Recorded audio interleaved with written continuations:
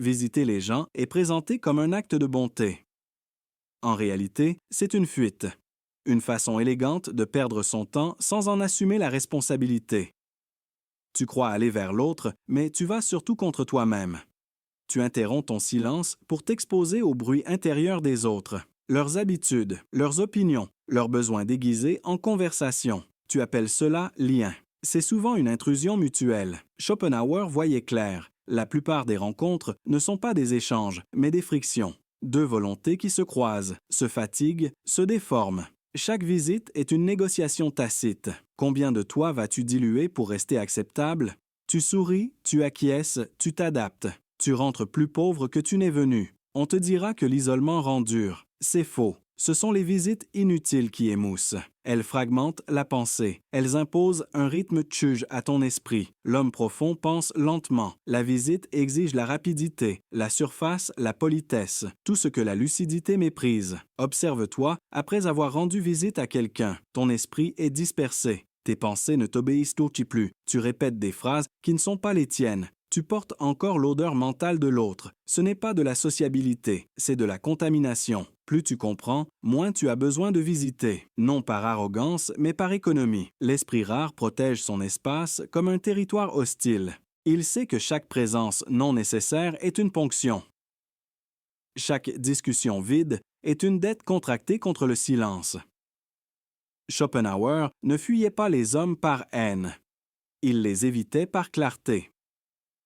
Il savait que la majorité ne cherche pas la vérité, mais la confirmation. Visiter, c'est souvent accepter de jouer ce jeu, écouter des certitudes mal digérées, hocher la tête devant des illusions bien entretenues. Et pourtant, tu continues, par habitude, par peur d'être jugé froid, par peur plus profonde encore, rester seul face à ce que tu penses vraiment. Les visites remplissent l'agenda pour éviter cette confrontation. Elles anesthésient. Un esprit libre devient vite suspect. On lui reproche son absence, jamais le vide qu'il refuse. On appelle solitude ce qui est en réalité souveraineté. Et l'on appelle relation ce qui n'est parfois qu'un pacte de distraction réciproque.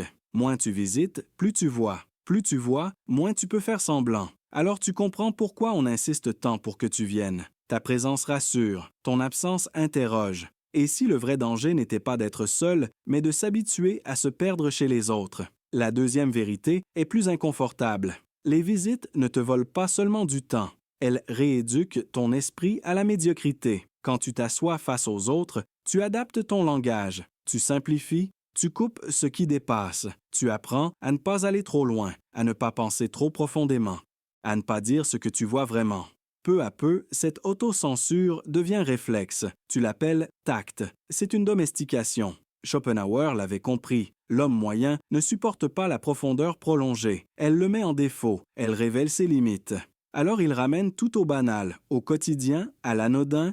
Si tu restes trop longtemps parmi eux, tu descends avec eux, pas par faiblesse, par friction continue. Chaque visite est une leçon silencieuse. Ne sois pas trop lucide. Ne sois pas trop seul. Ne sois pas trop libre. On te parle de météo, de travail, de problèmes circulaires qui ne seront jamais résolus. Tu écoutes, tu participes, tu fais semblant d'appeler cela vivre ensemble. Mais ton esprit, lui, sait. Il sait que rien de ce qui a été dit n'avait besoin d'être dit, que rien de ce qui a été partagé n'a élevé qui que ce soit.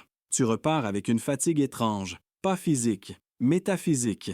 Il existe une violence douce dans la présence humaine. Elle ne frappe pas. Elle use, elle répète. Elle exige que tu sois accessible, disponible, compréhensible. L'homme qui pense en profondeur devient alors un problème à corriger. Trop silencieux, trop distant, trop différent. Alors on t'invite, on insiste, on t'explique que ce serait bien. Bien pour qui? Rarement pour toi. Les visites sont souvent des demandes déguisées. Sois là pour confirmer que notre manière de vivre est la bonne. Ta simple absence est déjà une critique. Schopenhauer n'ignorait pas l'homme. Il l'avait observé trop longtemps pour s'y perdre encore. Il savait que la plupart des relations sont des compromis où personne ne gagne, mais où tout le monde perd un peu de vérité. Et plus tu avances seul, plus tu remarques une chose dérangeante. Ceux qui te reprochent de ne pas venir ne cherchent pas ta présence. Ils cherchent à ne pas être seuls avec eux-mêmes. Ta visite est un anesthésiant. Ton silence, une menace. Rester chez soi, penser, marcher seul, lire, écrire, se taire, tout cela est perçu comme suspect, comme une désertion. Pourtant, c'est là que l'esprit se rassemble, là qu'il reprend sa forme, là qu'il cesse d'être fragmenté par les attentes des autres. La question n'est donc pas « Pourquoi ne visites-tu plus les gens ?» La vraie question est plus grave. Combien de temps encore vas-tu continuer à t'éloigner de toi-même pour que les autres se sentent moins vides? Il y a encore quelque chose que peu osent regarder. Les visites entretiennent une illusion de mouvement.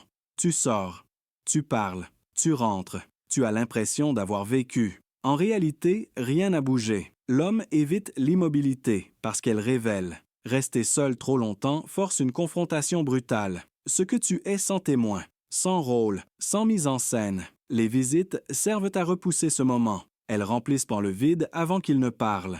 Schopenhauer voyait dans la sociabilité excessive une peur déguisée, peur de la pensée continue, peur de la lucidité prolongée, peur de découvrir que beaucoup de vies sont construites sur l'évitement, pas sur la nécessité. Visiter devient alors un rituel, comme une prière sans Dieu.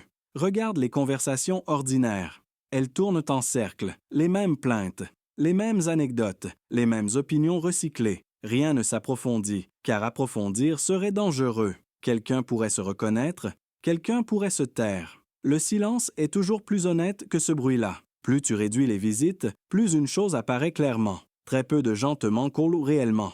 Ce que tu croyais être attachement était souvent habitude, pression sociale, culpabilité apprise. On t'a appris que refuser, c'est être froid. Alors tu acceptes, même quand ton esprit refuse déjà.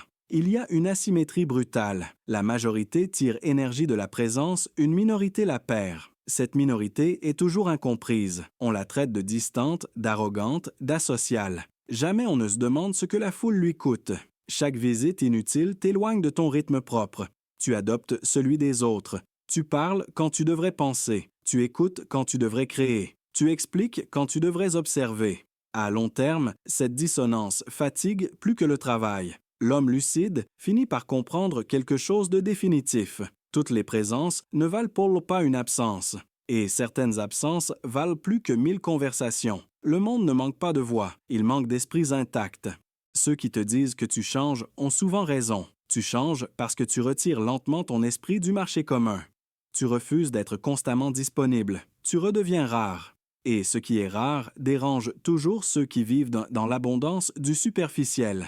Alors la vraie ligne de fracture apparaît. D'un côté, ceux qui ont besoin de visites pour ne pas s'effondrer, de l'autre, ceux qui doivent les éviter pour ne pas se dissoudre. Et toi, maintenant que tu vois la différence, de quel côté continues-tu à faire semblant d'être? Il arrive un moment où les visites cessent d'être une habitude et deviennent une trahison silencieuse. Pas envers les autres, envers toi-même. Tu sais déjà, avant de partir, que rien d'essentiel ne t'attend. Tu connais les phrases, tu anticipes les réactions, tu prévois les silences gênés que tu devras remplir. Et pourtant, tu y vas, par inertie, comme on répète un geste vidé de sens. Schopenhauer aurait appelé cela une capitulation quotidienne, une petite reddition contre la solitude, cette force que peu supportent longtemps, car la solitude n'offre aucun miroir flatteur. Elle ne renvoie pas une image sociale. Elle renvoie ce que tu es quand personne ne te regarde. Les visites t'apprennent à jouer un rôle stable, toujours le même. Celui qui écoute, celui qui comprend, celui qui ne dérange pas trop. À force, ce rôle colle à la peau. Tu finis par croire que c'est toi, jusqu'au jour où, seul, tu ne reconnais plus ta propre voix intérieure. Il y a une vérité que les sociétés évitent soigneusement. La plupart des relations ne survivent que grâce à la distraction. Supprime-la, et il ne reste presque rien. Le vide apparaît. Et avec lui, l'hostilité. On t'accuse de distance alors que tu retires simplement ton esprit d'un échange stérile. Visiter, c'est souvent accepter d'être vu plutôt que d'être vrai. On attend de toi une présence rassurante, pas une pensée dérangeante. Si tu parles trop clairement, le malaise s'installe. Si tu te tais trop longtemps, on te soupçonne. L'homme lucide est toujours mal placé dans les salons. Plus tu avances, plus tu remarques une constante. Les esprits faibles craignent ton absence. Les esprits forts la respectent.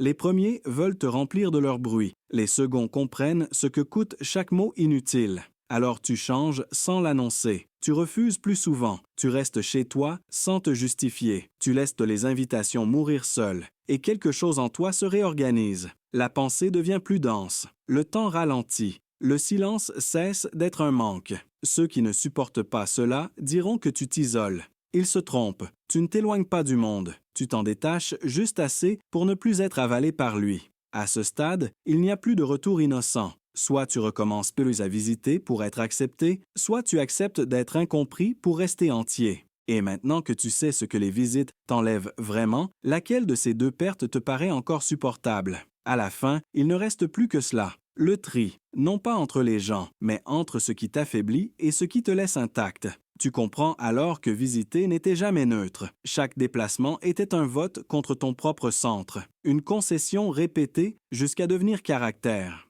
Tu croyais être ouvert. Tu étais surtout perméable. Schopenhauer savait que la majorité confond chaleur humaine et proximité physique. Ils ont besoin de corps, de voix, de rituels sociaux pour se sentir réels. L'homme lucide, lui, devient réel dans le retrait, quand le monde se tait assez longtemps pour que la pensée se dresse seule. À ce stade, quelque chose se brise définitivement. Tu n'attends plus qu'on te comprenne. Tu n'expliques plus ton absence. Tu ne négocies plus ton besoin de silence. Tu acceptes une vérité froide. Certains liens ne tenaient que parce que tu te trahissais régulièrement. Et alors survient le paradoxe final. Moins tu visites, plus ta présence devient lourde de sens. Rare, dérangeante. Ceux qui te rencontrent encore sentent qu'ils n'ont pas accès à tout, qu'il y a une distance non négociable. Cette distance n'est pas un mur, c'est une frontière. On te reprochera de changer, toujours. On dira que tu es devenu dur, fermé, inaccessible. Personne ne dira que tu es enfin cohérent, parce que la cohérence solitaire met en lumière l'incohérence collective. Tu remarques aussi autre chose. Les visites disparaissent, mais la solitude ne devient pas vide. Elle devient dense, chargée, presque dangereuse. Les pensées s'enchaînent sans interruption. Les illusions tombent sans témoin. Tu n'as plus où te cacher. C'est là que beaucoup font demi-tour. Ils reviennent vers les gens, vers le bruit, vers les invitations. Non par amour, mais par fatigue intérieure. Ils préfèrent se perdre à nouveau, plutôt que de soutenir cette intensité. Si tu es encore là, tu le sais déjà. Il n'y a pas de récompense sociale, pas de reconnaissance, pas d'applaudissement pour celui qui choisit de ne plus visiter. Il y a seulement une chose plus rare. Ne plus se sentir absent de sa propre vie. Alors la question finale n'est plus morale. Elle est existentielle. Veux-tu être présent partout ou présent en toi?